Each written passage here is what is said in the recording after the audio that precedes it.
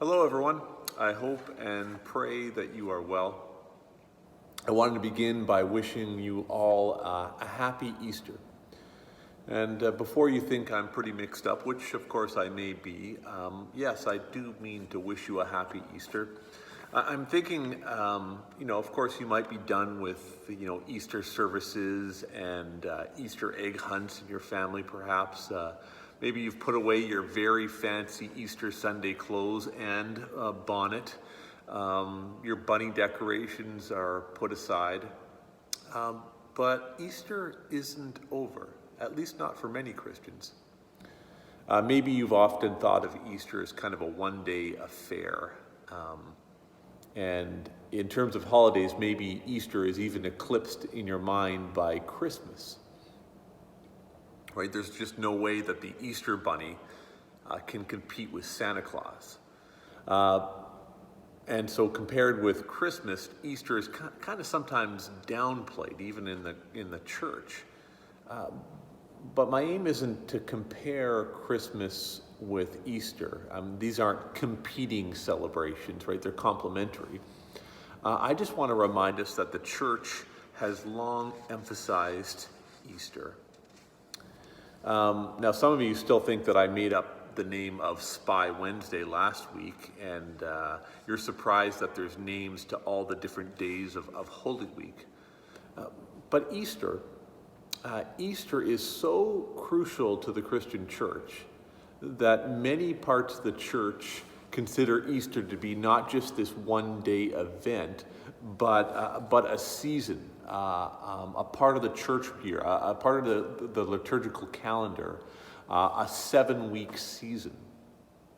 And so Easter Sunday, from this perspective, begins a season in the church year that will culminate with Pentecost Sunday.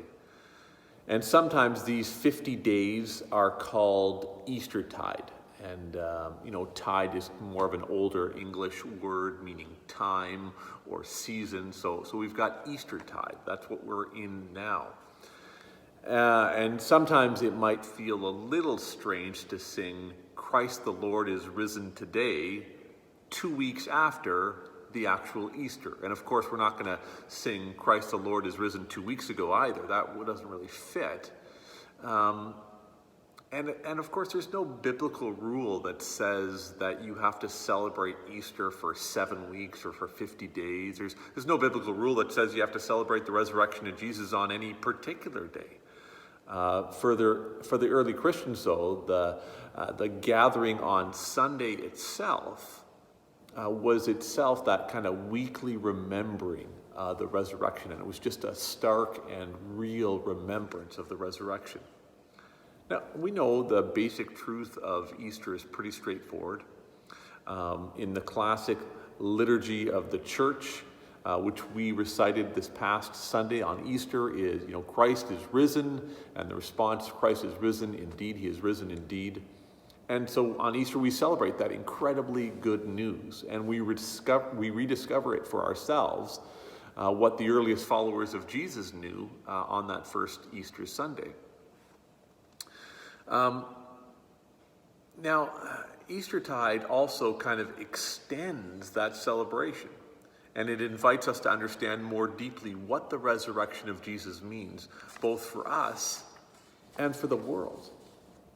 Now, in some ways, as Reformed Christians, we basically say that every Sunday is a mini Easter celebration, right? Every Sunday has that, Alleluia ring to it.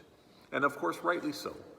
But the implications of the resurrection are more than we can adequately ponder in just one day and just one Sunday.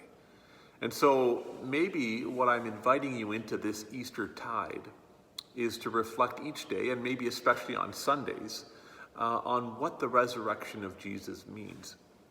And so to ask questions like, what does the resurrection say about the character of Jesus? What does it mean that he's the righteous one of God? What does it mean to say that death is swallowed up in victory?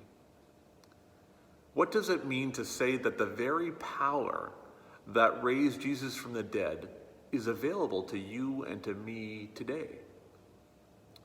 And then how is the resurrection of Jesus a precursor to our own resurrection? And how does the resurrection give us new birth into a living hope?